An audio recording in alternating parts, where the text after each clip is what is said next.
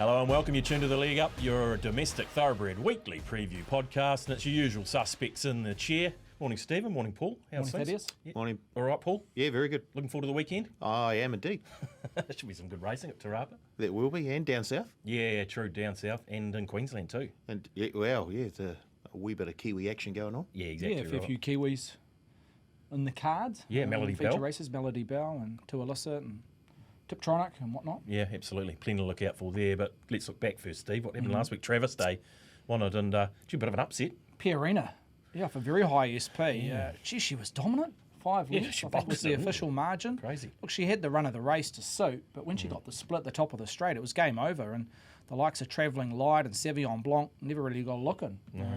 Well done to Stephen Marsh and his team. Yeah, absolutely. First time 2,000 metres, mile and a quarter for Pierina, daughter of Zavabeel. It's taken her as an older horse to get there. But she might have found her sweet spot because she's been battling over that 1,600 metre mark at Group 3 listed kind of level. Yep.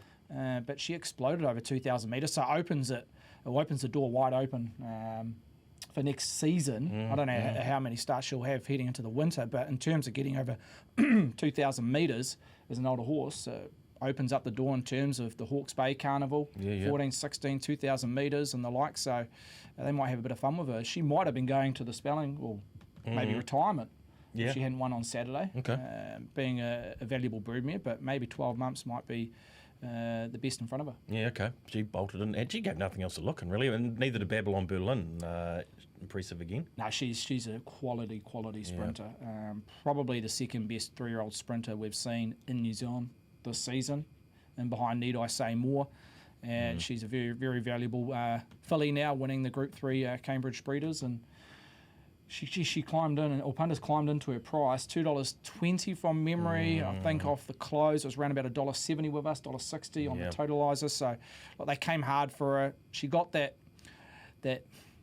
less pressure sectional mid race, and she was able to have that turn of foot at the end of the race, and no real horse came close to her. No filter was running on well, but for her next season, and it'd be interesting to hear BP's thoughts around the possibility of Avantage. Hopefully she stays in the country, and look, she's the pin up, the one to beat in our feature sprints next season, the likes of the Railway, the Telegraph, the BCD Sprint, etc.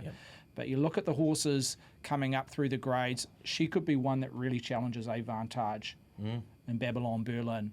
We've got Levante, who was unsuccessful when trying this season. A few variables against her, barrier draws, track conditions, etc.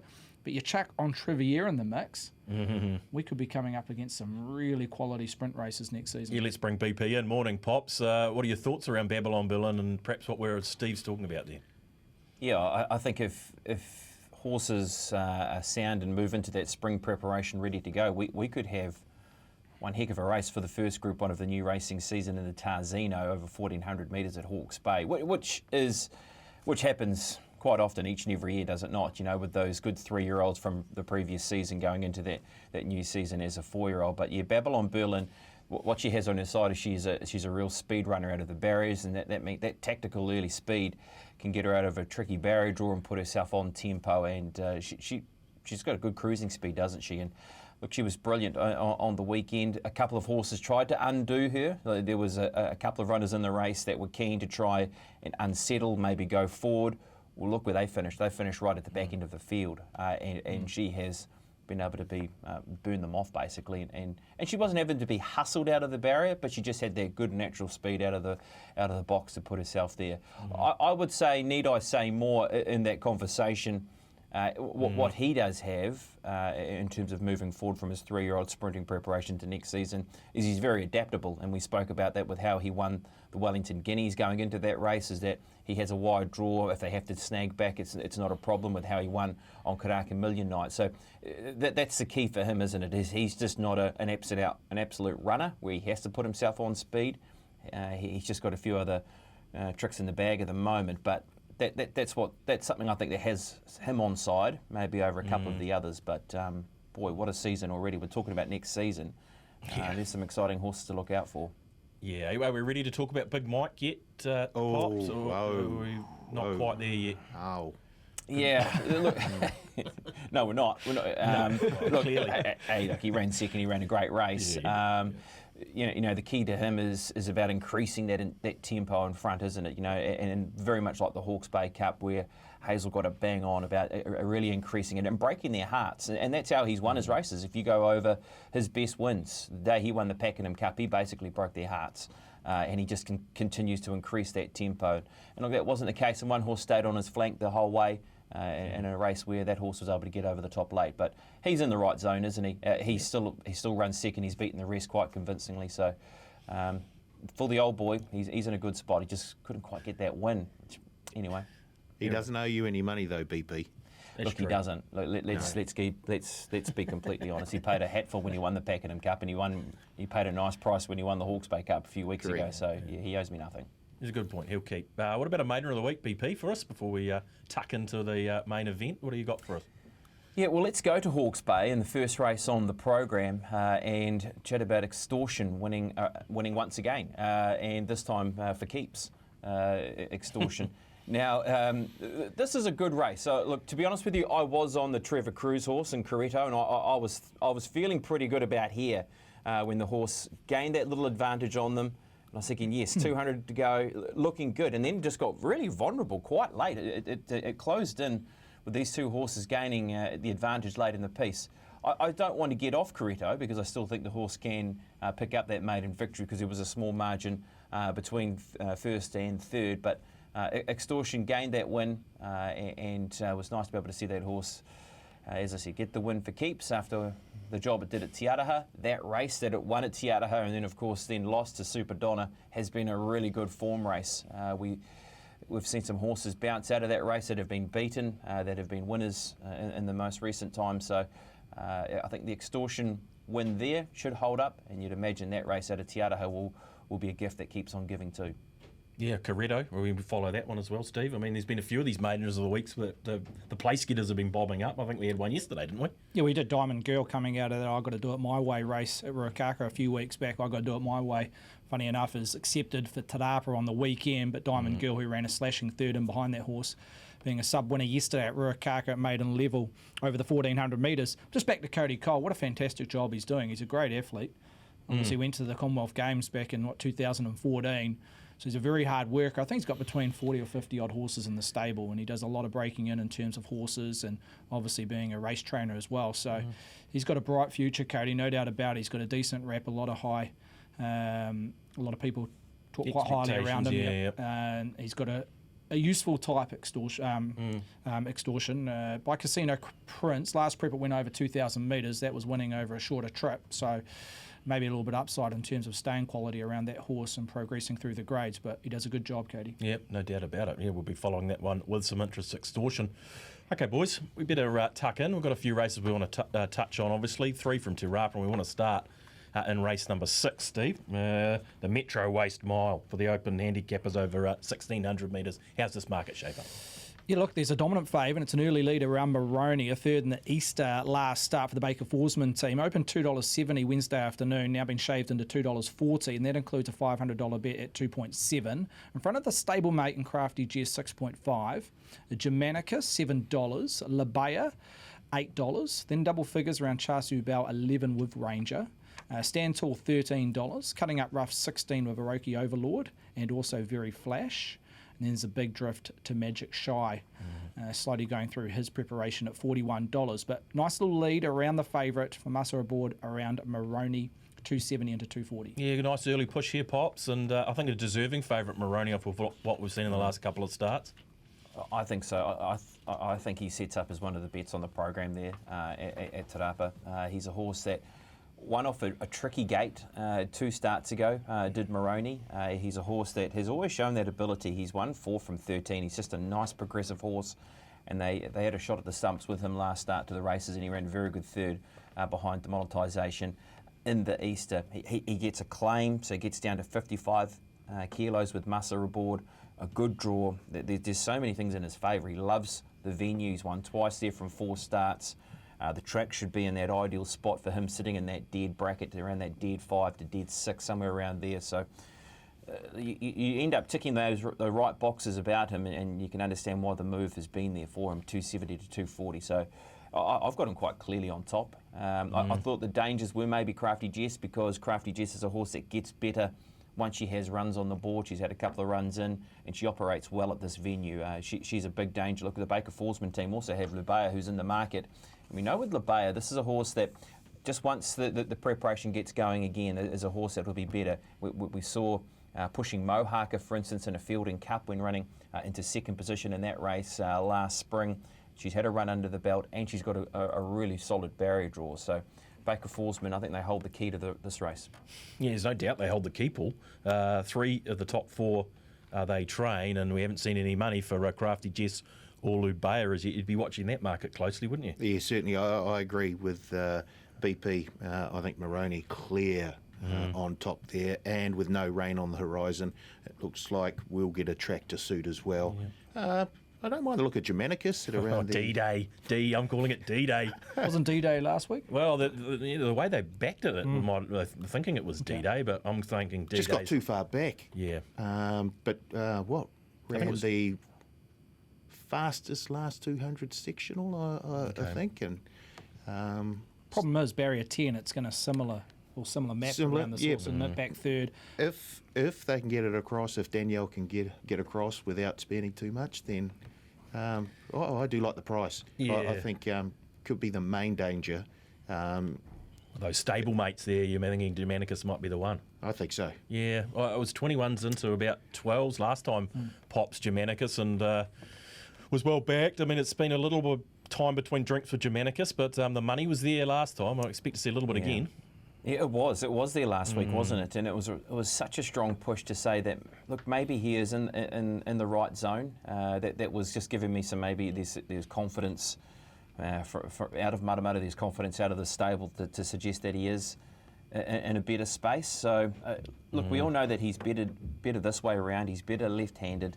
He's a runner now that it is a little bit of D-Day for him. And he was good through the line over 1,400 metres. He gets to 1,600 metres, which he does have a good little record at. He's won twice from 4 starts. So, yeah, it is an important race for him to just be able to see that, you know, he is still heading in the right way. And in terms of D-Day, look, it doesn't mean that he has to win. I'm saying it's about him, you know, if running on again. We just want to see a similar run to what we saw last time, just so we can have that confidence to stick with the ship. So, yeah, there was enough in his run to say that he can run a race today on Saturday. Yeah, okay. Yeah, I agree. I think he's not a bad little each-way player in the race. What about down the page, Steve? Is there anything there that can trouble him? Chasui Bao bobs up on the odd occasion. Stand Tall could feature Ranger, races up on speed. Is there anything that you can entertain down the page?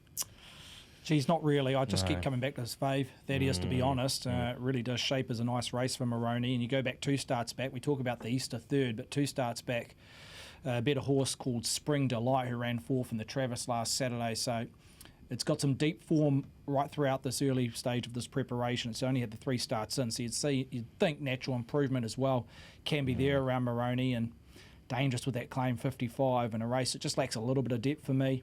Crafty Jess, look, I want to forgive it at Ellerslie. The rain came on Friday night, and it was just a bit too testing for Crafty Jess. I think she'll appreciate the better tracks. Her best figures have been at Te Rapa, and she can be a horse that puts herself on speed. And Lubea, the third stringer for the Baker Forsman team, just keep an eye on what it does at the back end of this race. I don't see it a winning turn on Saturday, but if it can be running through the line, I think this horse is an opportunity for backing up next Saturday in the Rotorua Cup over 2,200 metres.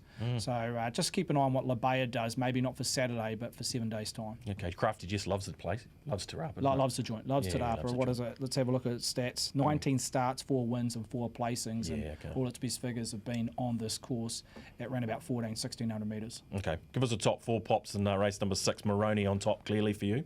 Yeah, Moroni on top. I'll put Germanicus in amongst the mixture. Runner number 2. I'll stick with him. I'll make him my second pick in front of Crafty Jess, who's getting better. Crafty Jess might be a nice little play for multis, top 4s, because she runs so well at Te Rapa, so maybe she could be an include there. And then Lubea, runner number 12. So we'll go 7 to beat 2, 5, and 12. Chasui Bao, just... Yeah, look, he's one of my favourites. It's a bit hard to catch, Pops, isn't he? Jeez, he's hard to catch. Probably the one other horse maybe just need to quickly touch on is Oraki Overlord. There was some money for him first up over 1,200 metres, expecting he'd run a race in that Eva James race, but Eva James just found the front and it was controlled. But boy, there was clearly some high expectation he was going to run a race in that, Stephen.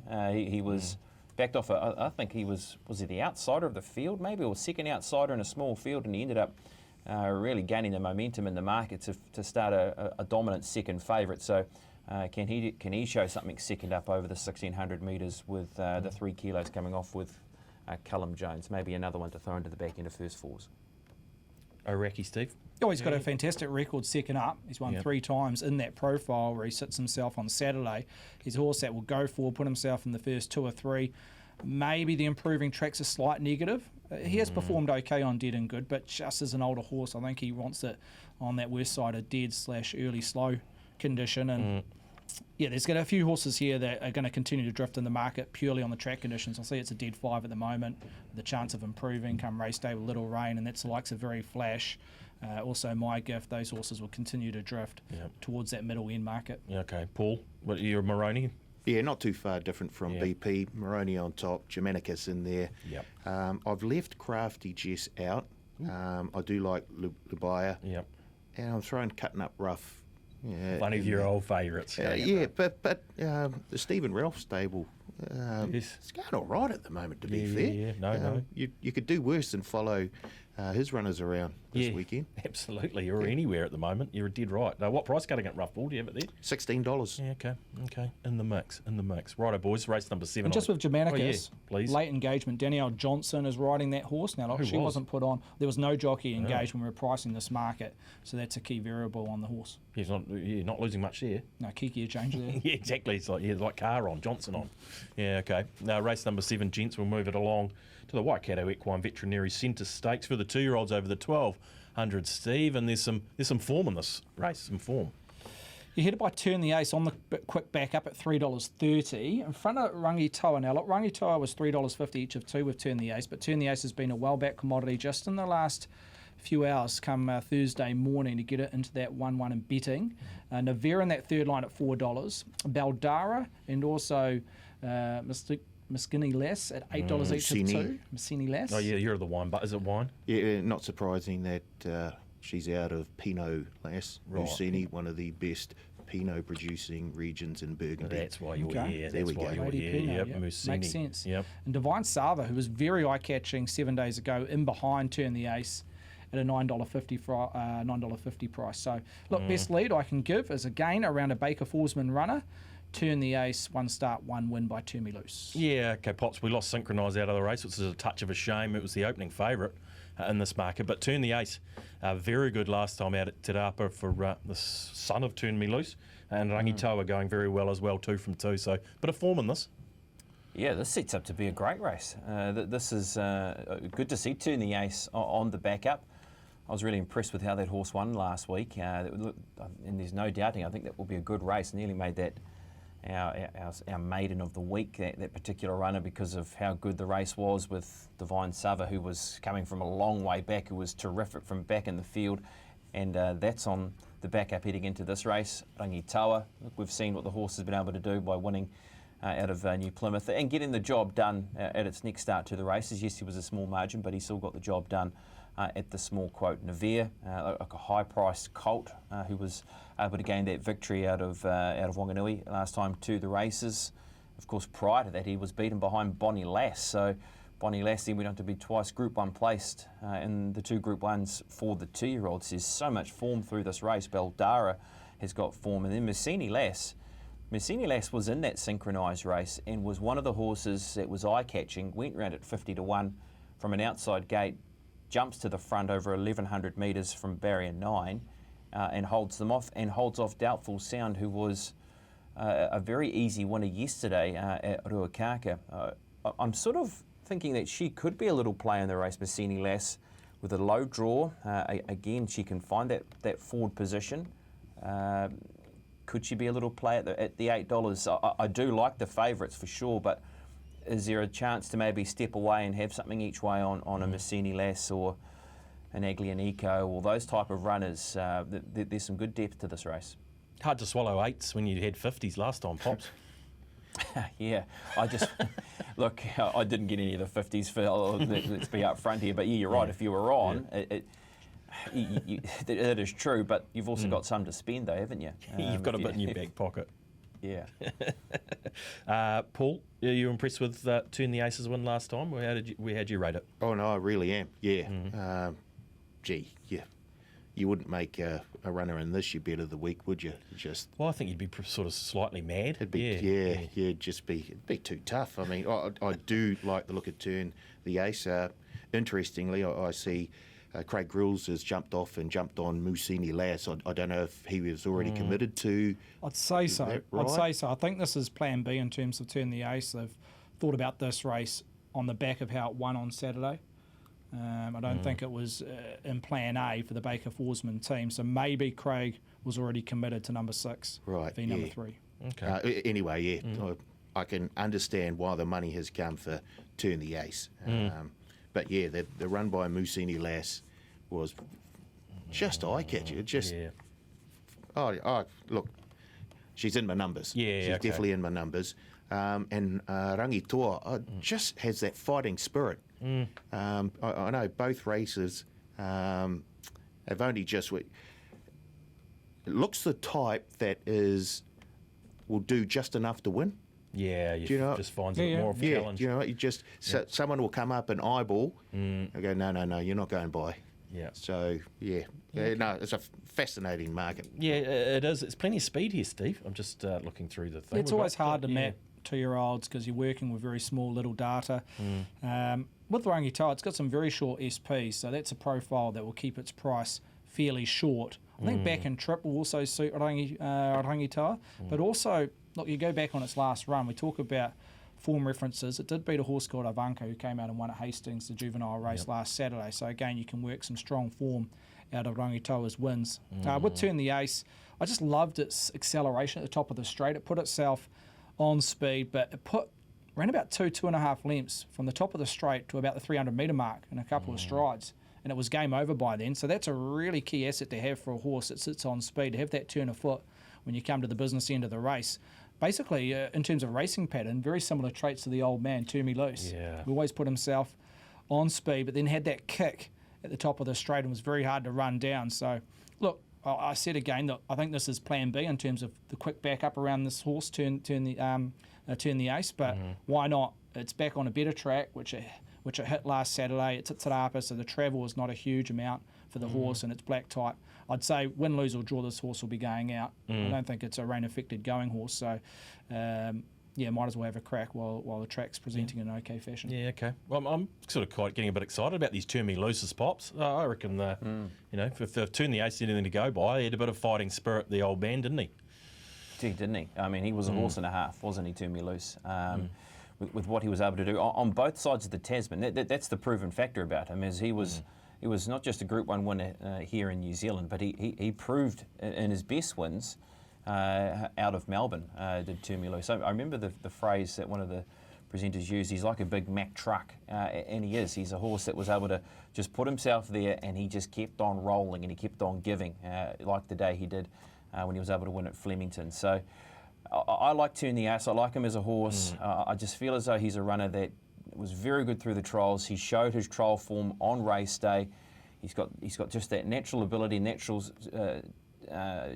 barrier speed to be able to put himself in the race. So he's the one I'm gravitating towards. Yep. I think Musini Lass is the runner that can be the value maker in any sort of bet that you want to have in the race.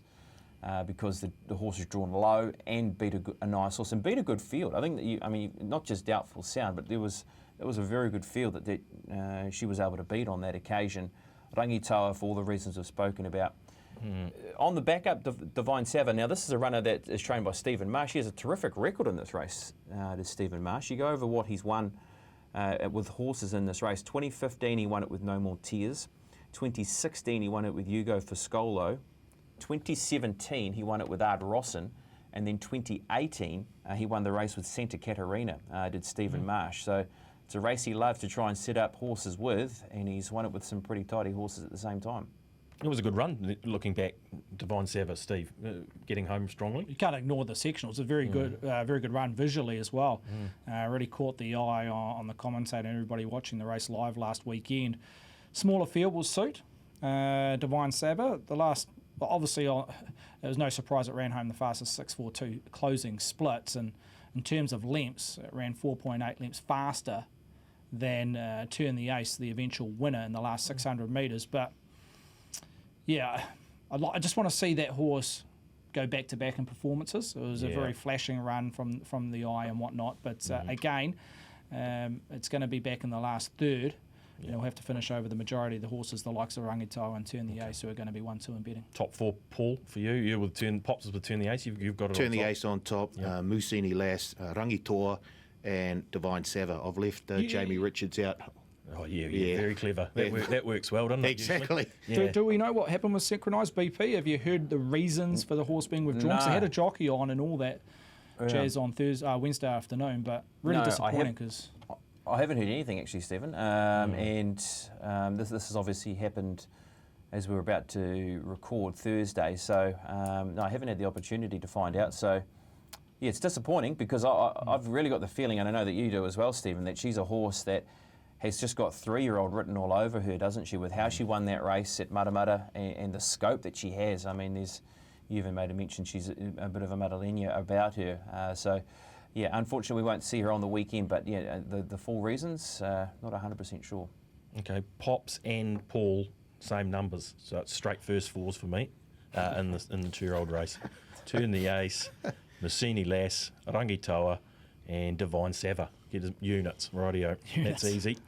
Let's move to race 8, gents. That's the open sprint, Steve, and a competitive market, but a relatively firm favourite. Yeah, Popstar Princess, back to a track where she really does perform well out, Popstar Princess. 420 into 380, a run to perfection, 6 out of turn is 650. Top brass, 8 into 7, so Popstar Princess, Top Brass, both firmers. London Express, solid fourth line, 8 with Romantic Lady. Cyber Attack, no jockey yet, 9.5.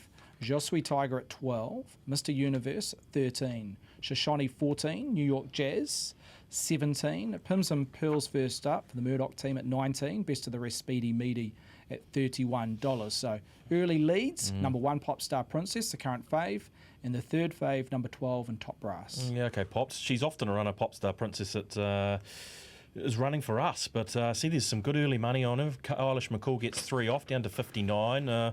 Bit of money for Top Brass, but there's a few ways you could cut this one. Yeah, I think the key with Popstar Princess is that Eilish McCall is really getting along with the horse, and that just means she's getting weight relief every time that she lines up to the races in these type of races. I thought she was super last time she was at the races because she was able to find that front position that we know that she can find, and she was very gutsy on the line. I mean, More Wonder was flashing home out wide. You had Too Illicit who was about to come off her back. She was very strong right all the way to the end over the distance of 1,400 metres. And the key is she comes back to a trip that we know that she really excels at the 1,200 metres she's had. She's a winner 4 times over this distance, and really this is her go in life is around this distance. And even though that and I have tipped her to win a race over 1,400 metres where she hasn't won at that distance, she still keeps running those good races where she's run about 7 or 8 placings from about 12 or 13 attempts over the 1,400 metres. So I keep coming back to her. She'll be the natural leader, and she's going to be very hard to peg back if she's in that right mood. And what we've seen so far is that she is definitely in the zone. Run to Perfection, the classic, going up in grade, and drops in weight. I mean, this horse dropped 7 kilos on the run last time to the races, and I actually thought his run wasn't that bad at Avondale. He'll get a slightly better track. His 3-year-old form from last season, his Catalyst form, he continued to bump into that horse, and he ran some really good races behind Catalyst. I think he can be a big improver second up Run to Perfection. She doesn't, absolutely agree with that. She doesn't shirk the task, Popstar Princess Paul. She never runs a bad race, does she? She's a nice, safe bet. She all but won last time out. Yeah. But was it More Wonder down the outside? That's right. So, yeah, and at Te Rapa, we'll put it on again. But I do like the look of Run to Perfection. As BP said, drops 7 kilos and has had that start after coming back from the trip over to Oz. Yep. So I think we'll be much better for that run. I got right in there. In fact, I've got it on top. Jeez, okay. Run to Perfection. You're a big marshy man, though, aren't you? What? As we all are. It's hard not to be. Yeah, exactly right. Yeah. Exactly right, Steve. There's a bit of depth here, though. I mean, Top Brass has been good. Romantic Lady, London Express resumes, Cyber Attack. There's a plenty in that each way market to have a look at. Yeah, there is. I think a lot of the SPs would have been determined on track conditions. There's a few here that were probably hoping the odd shower. The London Express just has all her best figures on slow/heavy tracks. The same with Shoshone. Saying that Shoshone at a $14 price, you look at throughout her 8 starts to date, her longest SP has been 6.5, so there's a little bit of a carrot dangling there for punters purely on the SP if you just go back on an overall profile around Shoshone. But again, she sits in that similar profile to London Express in terms of track conditions. I just feel she's worth taking on a dead 5/dead 4, which we're likely to get on Saturday afternoon. Top Brass, just a lot going for this horse. I do take note when Te Rapa do back up a horse within 7 days. They don't do it often. They're doing it here with Top Brass. Joe Cameroon doing the riding here, so gets it down to 51 kegs.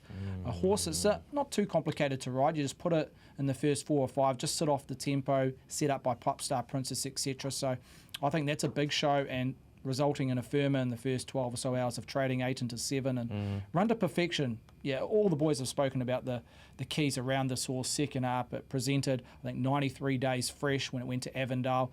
What it doesn't show on paper form is its SP at $2.60, but it actually drifted. It started in the red on race day. I think it was a Sunday or Monday meeting. It might have been a Monday meeting on a holiday stat day. And it opened up at around about $1.90 and drifted to $2.60. A lot of people say, $2.60 shot, beaten favourite. But there was a little bit of lack of money. It was quite soft in betting to indicate that it's got some improvement second up, which we'll have to.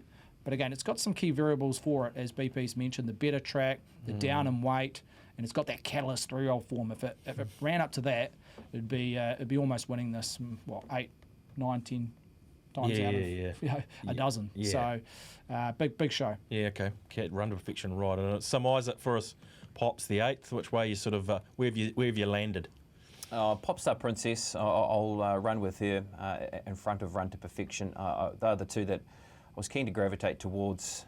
Could be a nice little Quinella play between those two horses, with maybe, the horses with the lightweight could be the ones that try and gun Popstar Princess down, the likes of Top Brass, and obviously Run to Perfection with where they sit in the weight scale for the race. They look to be the two big dangers to Popstar Princess. I'll lob one out at 30s you can keep an eye on for not just Saturday, and it's purely because Saturday may not suit, but it does race well at this venue. It's Speedy Meaty, trained by Stephen Ralph. This is a horse we're going to see a lot of through the winter. He can get through wet track conditions. He can run on the better surfaces as well. I just reckon from a barrier draw of 1 where he can take a spot behind Popstar Princess, he could be that real first 4 maker, Speedy Meaty. I know that he is tracking well heading into this preparation. He could have a really good winter, Speedy Meaty. Okay. He won a Breeders, didn't he, as a 3-year-old? Pretty sure. Yeah, Dead Heated. Was it Dead Heated with, right. Was it Vigor Winner? Was it Vigor Winner at Dead Heated with? I'm going to say yes, but I don't know. Which, if that happened now, would pay out in full both. Oh, Have we very good. have we had to enforce that? No. Not as yet. No. Not as yet, I don't think. Let me stick no. But we had that dead heat for 3rd, and then there was that protest at Hastings. Anyway, so it's a few, but it hasn't happened yet. But anyway, Speedy Meaty, he's given us a open handicapper to follow for the winter. I like that, Pops. He's always got a few for us. Write it down. Yeah, okay, Speedy Meaty. You gone Run to Perfection, Paul? Yeah, the same top 2, just the other way around. Yeah. Run to Perfection, Popstar Princess. I do like Top Brass. Yeah. And then Cyber Attack. Yeah, it wasn't bad resuming run, was it? No. And was there a bit of money? Yeah, you love that money train, Cyber Attack. Okay. The boys with Run to Perfection and Popstar Princess on top. I think Top Brass is a huge show in the race, and Speedy Meaty, the roughie there from Pops.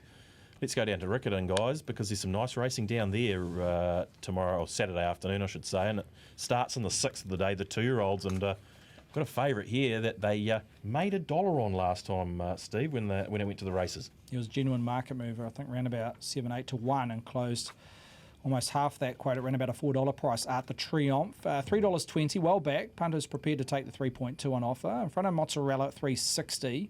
Unusual Countess at $4.40. Again, well supported for Fraser Allred and Lisa Allpress combo. Mackenzie Ladd, $5. Fireglow, the stablemate of Mackenzie Ladd at 7.5. And then Rasan at 26, a Bad Flamingo, best of the rest at 34. So no strong lead, but again, punters prepared to take the 3.2 and the 4.4 around Art de Triomphe and Unusual Countess. He was good at Triumph last time, BP, beating most of these, or a few of them anyway. Unusual Countess, obviously, that first starter, which brings a slightly different angle. Yeah, and really impressed with how that horse trialled up as well. She's a horse that did a good job, I thought, at the trials out of Altaki back in February when the horse won. And it was on a better surface, but was really willing between horses. And Fraser Allred is clearly identified as a good starting point, and let's have a shot at a stakes race with her. So, yeah, I thought there was a lot to like about how she won that trial. It's a case, do you want to take on a first starter with no experience up against horses that had not just experience, but also experience at Riccarton, and that's how you've got to play it. Hence why you're getting 440, for instance, as opposed to a horse like Art de Triomphe, who was really good last time out. The money train was there, and it's $3.20. So that's what I keep coming back to. Initially, I wanted to put the 8 on top and Unusual Countess, but I'm just coming back to the race day form and the experience here at Riccarton, which is paving the way for horses like Art de Triomphe and Mozzarella and Mackenzie Ladd and those type of horses. Yeah, Mozzarella would be improved off the back of that run, you would think, Paul, but Art de Triomphe was good. Very, very good. And as BP said, experience, and not just experience at Riccarton, winning experience at Riccarton. The interesting runner with Fraser Allred bringing Unusual Countess down to Riccarton. But it's very hard to go past the one on top, Art de Triomphe. The money was on last time. I'm sure the money will come again. This time it'll be slightly balanced with a Northern Visitor. Yeah, exactly. Tricky to frame up with these 2-year-old Steve, and they, one hasn't had a start, and some have got that experience. How did you see it? Well, I think Mozzarella's got some improvement. Was last seen the Mudda Slipper Breeders, one of the two, on the 27th of Feb. So it had a couple months off heading into Riccarton on the 24th of April. And it wasn't hard in the market. There was a late push, but overall it was a winning result for us here in the office around Mozzarella. So I think there's natural improvement there. I think the market will really go to the point end of the market, or point end of the marketplace in the last maybe 10-15 minutes. I think Unusual Countess, there's definitely wiggle room for that horse to drift. We see it naturally with 2-year-olds, debutants up against race performed juveniles. So Unusual Countess, I really do think there's some flexibility around that 440 to get out to north of $5, if not before race day, definitely leading into the race. But I think Art de Triomphe, I've got it genuinely as the horse to beat. I loved what it did there. Again, I think the team believe it's gone forward from its last start win. And you just go back through the dam. Art beat. She won a Winter Cup. A lot of her wins were performed on rain-affected going. So it'll be interesting to see how deep they go with Art de Triomphe, because the pedigree suggests that it can handle a little bit of aqua if they want to push deeper into the winter. But no surprise this horse can gallop, because Art beat, I think she recorded around about 9 wins, 7 of them on rain-affected going, and as I mentioned, a Winter Cup Group 3 victory to her name as well. Wayne Hillis, Art beat? Yep. All those pink colours? Definitely. Yeah, very good mare she was. Okay, Pops, well, which way have you settled? Are you going to go with a bit of Northern trial form, or are you just going to have to go with that race day experience? Yeah, I'm going with the race day experience. If had Art de Triomphe with how the horse won last time to the races, and really behind this runner, you could find your combination any which way. Mackenzie Ladd or a Mozzarella, Unusual Countess, Fireglow, even with how that horse ran second last time out, and behind Mackenzie Ladd, which was back in the 27th of March. So Art de Triomphe with a mixture of those horses that I've mentioned in behind, any which way really. Yeah, I reckon 320's all right, Art de Triomphe, Paul. Indeed. Yep. Step in there. Yep, on top, Art de Triomphe, the Northern Visitor, Unusual Countess. Yeah, you can't have it out of your numbers, Fraser. That trial, she did power home over that last sort of furlong, 150 metres. Yep. Really like the look of that. She'll almost have to be something special to win this. I think first she up on would debut. be. And I get the feeling the stable probably thinks she is something special. It's a big trip, isn't it? It is a big trip. You wouldn't do it for no reason. What are you thinking, Steve? Or I suppose she's up and running. It's a I'd be race willing to they take a think set they- against it. That's just on Yeah, history okay. where we see these 2-year-olds first up. They control up enormous on the eye, and they don't run times in trials, and that's quite often found. But, I'd be just willing to take a set at the current price. I think it's got wiggle room to drift, and you might even get north of $6, I'm expecting, on race day. Oh, gee, okay. We better step into that 320 now then, Paul. 100%. Yeah, Right. if Steve thinks the market's going one way, we should follow. Yeah. Not often wrong. Righto, guys. Last race we're going to have a look at today, race number 8, and that's the Daphne Bannon Memorial Great Easter Stakes. Over the 1,400 metres, Steve. This is a nice race. Jeepers creepers. If you can find the winner here, you're doing well. A very open race, Thaddeus, led by Scarvy. Second up for Terry Ray, Kylie Williams, $5.50. In front, a streak of power at $6. She's a lady. Was impressive making her debut down south a week or two ago. Has drawn barrier 15 here for 7.5 quote. Belfacino at $8. She's very, very honest.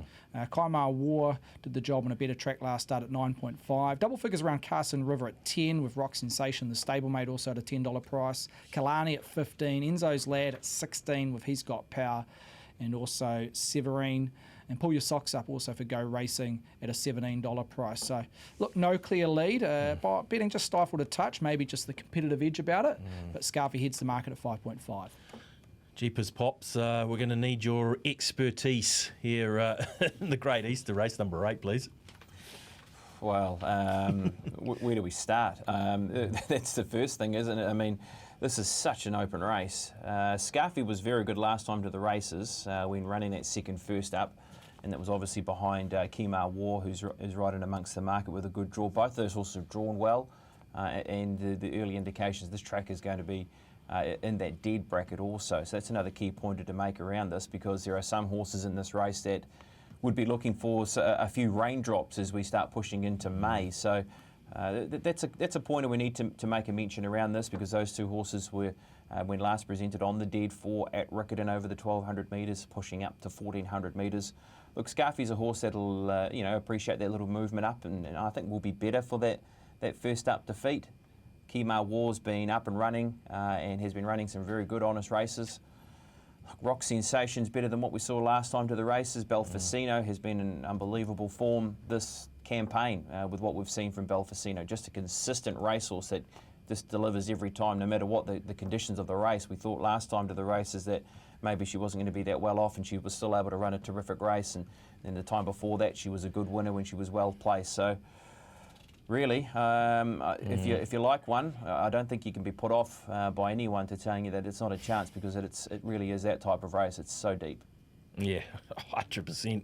That's your sort of. When did you hear, Paul? This is where you can pull something out of the bag. I see a little bit of money for Belfacino. Won't mind an improved track, you would suggest, and she has been in tremendous form. But what are you seeing here that I'm not? Yeah, look, I know 1,400 isn't the ideal trip for Enzo's Lad. Oh, you're not. Hold Keep on. going. Didn't we say? Oh, we didn't say much about Shadow's Cast. What was it, about a month ago, when he went round carrying pretty much the weight of the grandstand and came away with a win. So we've got a Group 1 winning pony here, and 1,400 probably with its racing pattern suits now, you'd suggest. I think it's getting there. So certainly it's in my numbers. Oh, yes. It's not often you see. I can see Steve smirking. Yeah. It's not often you see in the race. We got him again. Yeah, exactly. When you see at the top weight with 60 kgs and it says getting down in weight now, it's an unusual comment, isn't it? When you've got 60, Steve, Enzo's, where do you have him? It's been a little while between drinks. Yeah, it has. We're slowly getting a bit of that money back we lost at Trentham a few seasons back, when around about 40-60 to 1 winning the Telegraphs and whatnot. But he's a hard horse to place now with his rating. He's always going to find himself at the top of the weights, whether it's 62 or 60 kegs there. What's his ideal trip as an older horse? There's an argument it might be 1,400, or is it 1,200 off a firm or a strong tempo. He doesn't have the gate speed he used to 2 or 3 seasons back, where he used to jump, find the rail, the paint, and give a kick at the top of the straight and be hard to run down. And we saw those traits early in his season when winning the Telegraph. So he always finds himself in a sticky position in the map. He's a bit tardy away these days. He can be back in the last third, and with a top weight, it's an ingredient that doesn't quite work out to be a winning one. So $16, I think, again, there's a chance where he could drift. We've seen a natural betting profile around this horse come close to race start time where he's been very, very soft in the betting. So if you're keen on him, even though he's not single figures where he has been in terms of an SP in his last 2 or 3 starts, I still believe there's an opportunity where he could pay more than 16 currently on offer. Yeah, okay. Pops, get your darts together or your marbles, chuck it all up in the air, whatever the case may be. What have you settled on in the 8th of the day for us? I'll go Kemar War. Sits around that 950 mark. It was a good winner last time out, beating home Scarfy. I'm happy to sort of run with that Quinella again, with Scarfy, being that improver, going to 1400 metres.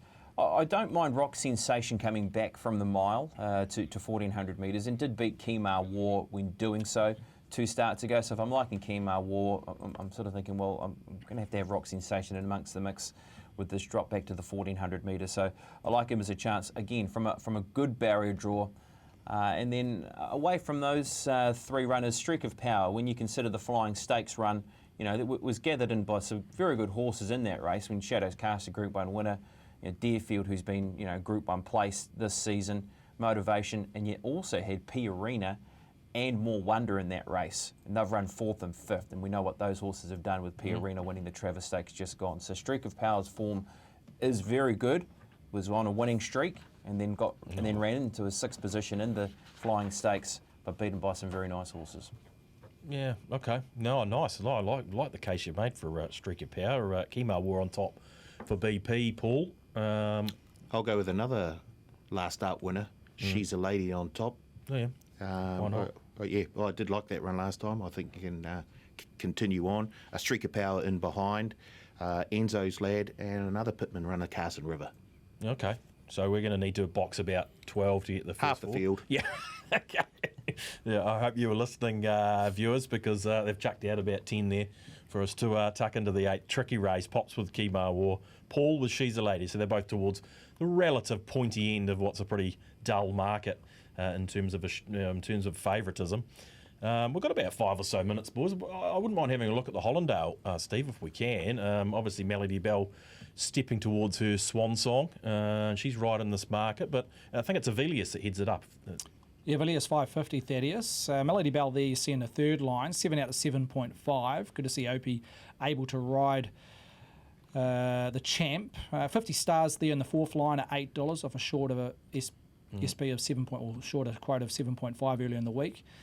Let's just touch on a couple of the other Kiwis here. You got Humidor, obviously an ex-Kiwi, 15 out to 17, but Two Illicit, 19 out to 21. You'll see over the page, and also Tiptronic at $31 price. So I'm keen to see what Two Illicit does second up. I thought with you. her run was very, very good. I wish I got the news that she needed it prior to making her my best bet a few weeks back from Roger James's outfit, but. Yes. Gee, she looked like she was going to explode at around about the 300-metre mark. Yes, she had the gun running behind the leaders, Popstar Princess, etc. at Te Rapa, but 1400 off the scene for a long time. She's got to be a big improver, and she'll have to be on Saturday against the quality of what she's facing, the Aussie mile of 2,000-metre horses. Yeah. But yeah, I'm intrigued to see what she does second up, because we know her quality as a 3-year-old. She's one of the standout 3-year-olds last season to Illicit, so I'm really keen to see what she does second up. Pops, 17 of 17 for Melody Bell. You see that one coming?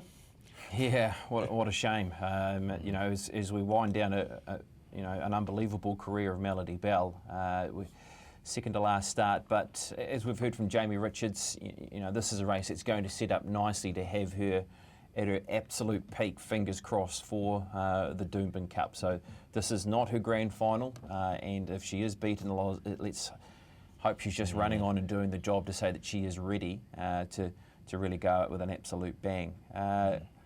Tiptronic, now he is a horse that is constantly, and I mean constantly, under the radar. He's a Group 1 winner, he's been Group 1 placed, he is a chance. He is a chance in this race on the weekend, and I reckon he's a hope because he's got a good draw.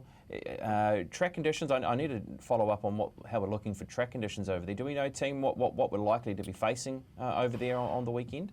All I've heard is there's plenty of rain about. Plenty of rain. It was a heavy track possibly yesterday, so that puts me off a it touch might be then. at least in that slow range. Yeah, look, I know that they've got him. They've got him in a great spot. Graham Richardson said that he's never been better at Tiptronic with how he worked in between races in his exhibition gallop on a really weak track, and he doesn't like it. It's kryptonite for him, wet ground. Look, they just have to hope that they can strike some better weather through their preparation because he just might be a sneaky chance in picking up something over there in Australia. Vandergeel's the horse I actually do like in the race. Very good 3-year-old filly from last season, trained locally by the Edmonds. Sits around that sort of $15 or $17 price at the moment is Vandergeel. But I love this time of the year because of the Kiwis heading over there. Yes, I know it's always that little drop down from Melbourne and Sydney, but boy, it is a time where the Kiwis can stand up, and hopefully we've got the right artillery heading over there to say that we can pick up some of the spoils. Oh, Miss Tycoon Rose if she heads over. Paul, what do we think? You got anything for us in the Hollandale? No, I think Two Illicit as well. Very keen. Nice each way. And I thought Paradis, who loves the track. Yeah, okay. And it was an early short and a 2 pair. 13 into 10. Have we taken some cash? Yeah, no, they found it early. Well, yeah, okay. I like 50 stars, but no one cares what I like. Right. No, sorry. Yeah, no, absolutely. No, it'll be good. And as Pop says, we are looking forward to that Queensland Carnival. It's going to be fantastic. Righto, boys, bit of the daytime. We'll start with you, man, barely standing. You went for a 2-year-old first starter last week. Yeah, got burnt. You would have learnt your lesson, no doubt. Eagle Tarzan got too far back. Yeah. So I'm going back to the 2-year-olds. Oh, yeah. Right. And probably the most even 2-year-old race this weekend. Yeah, okay. Yep, brilliant. The Waikato Equine Veterinarian Centre Stakes. I think it's race 7 at Te Rapa. I've gone with the favourite there, Turn the Ace. Was really impressed with the win. I think can go on again. Otherwise, I'll be deeper in the red. Yeah, he'll be deeper in the red than 20. You and George Simon will be kicking it home? Oh, if Georgie's kicking it home, I'm a chance. Yeah, okay, minus 20. You got room to move. You've gone back to the 2-year-olds, so you'll learn your lesson eventually, I'm sure. Stephen, more success for you. More success for you last week. Babylon Berlin didn't even make a race of it. She got the job done. We need another one now. Going to go to the back end of the program at Te Rapa, race 9, the rating 65 mile. The Mighty Spa, gee, I've loved her. Both her runs in this his runs this preparation. He put a maiden field away at Matamata on his home track, then two starts back, and then last start, really eye-catching over 1,400 metres, got back from a wideish gate and ran home very fast, 6.42 splits. Just on those splits, only 3 other horses on that race day at Te Rapa. It was the Breeders' Day. Broke 12 seconds for the last 200. One of them was the Mighty Spa. The other 3 was Coventina Bay, Levante, and also Travelling Light. You go back the last 6.42 overall around the Mighty Spa, almost identical splits to Travelling Light in the Group 1, albeit that was 16 up against the Mighty Spa, who was running over 7 furlongs. But that's Group 1 sectionals, and the Mighty Spa was right up there with Travelling Light, etc. So the 1600, Danielle jumps aboard, barrier 5. I think she can get him a couple of pairs closer than what it was found over 1,400 metres. It'll be winning this. I'm really keen on this horse, not just for Saturday, but also going forward. A real 3-year-old. These Savabils, they continue to progress in a preparation. One to follow next season, the Mighty Spa. Okay, by Savabeel, is it? Yep. Oh, gee, okay. Yeah, very good. Mighty Spa. I'll put that in I love it when he does that sectional stuff, Pops. Righto, mate. Time to right the ship. Big Mike's done you a disservice last week. You know, he tried hard, didn't he? But BP's had a couple of cheap sectionals mid-race, and I get the feeling he's about to pull out. He's going to kick and fly home. He's going to kick. Pops, give it to us. Just before we talk about mine, are we going to get a chance to have something? It's a 65 that race, the Mighty Spa, big field. So I'm thinking this horse still might pay a decent price, Stephen, with everything you've said there, because that is a good race. So it's not like it's going to go around at cramped odds. No, look, I haven't spoken to my peers in terms of where we're going to finish up in terms of a price. I had it round about 30%. That was the best I could give it in terms of, like you say, an open race. You got Always More, Indeem Impressive, Mullock. Windshimes ran similar sectionals to the Mighty Spa, so it's got some depth this race, which will really frank the quality going forward. I think it'll be a race to follow, but yeah, so I think somewhere around 280? That 280, 320 mark. Yeah. But I'll chat to the rest of my team and see what we come up with. Yeah, okay, well, that's doable. That's one for the multi-pops. It is. Yeah. No, that's good. That's good. We'll park that one and remember that one. I'm not going to talk too much about my best bet. I just wanted to get home. So I'm going to Woodville on Sunday to race number 1 in Rabada. Very big winner. In fact, we made it our maiden of the week with how this horse won at Tauranga. Sat 3 wide on speed and was still too good for the rivals. It might have to be something similar again in this race of Woodville. Just needed to draw an alley. They're looking for the right race and on better surface. She's drawn 11 of 12. That's niggly. So we saw the horse show good barrier speed to be able to take a spot forward and ended up, as I said, being 3 wide. He is a nice horse going forward, Rabada. He does have to go from maiden to rating 65, but I was keen to make him my best bet of the weekend and race 1 at Woodville with fingers and toes crossed that he can A, get a good run, and that track still holds around that dead track condition. Yeah, okay. Rabada, Steve? Yeah, he's a progressive type. Yep. Yeah. Yep. Haven't really looked at the race as a whole. 11 races at Woodville. I think it's a 10:30 start, BP. So no big night for Saturday if you want to get up and watch that race on a Sunday. I'll tell you what, if the Chiefs win, look out. Well, that's right. We are heading out to watch the Chiefs on Saturday night off the back of having a crack at this punting comp at Te Rapa on Saturday. So it could be a very long Saturday. Might be the late quaddie for you, Pops, not the early quaddie. It's fun. Okay, but so we better wrap it up. Thanks, BP, for your efforts. Good luck, the Chiefs. Go the Chiefs. Go the Chiefs. Good luck on Saturday. I'm sure A-Rod will be cheering them home. I'm not a big Chiefs, as in like I live in the region. I mean, I'm a Hurricanes man, but of course, man, they're my second team, so of course I'll be hoping they can get the job done for my sons and everybody else. It's mad Chiefs fans. Mad Chiefs. Yeah, okay. Thanks, BP. Enjoy your weekend, and thanks for your efforts as always. Thank you, gentlemen. Nothing else, Paul? Looking forward to the weekend? Yeah, very much so. As BP said, it's plenty of racing on this side and the other side, and then a bit of rugby to finish Saturday night off. Yep. No, thank you, gentlemen. Thanks, Steve, for your efforts as always. And thank you for joining us on The Leg Up. We'll see you in 7 days' time.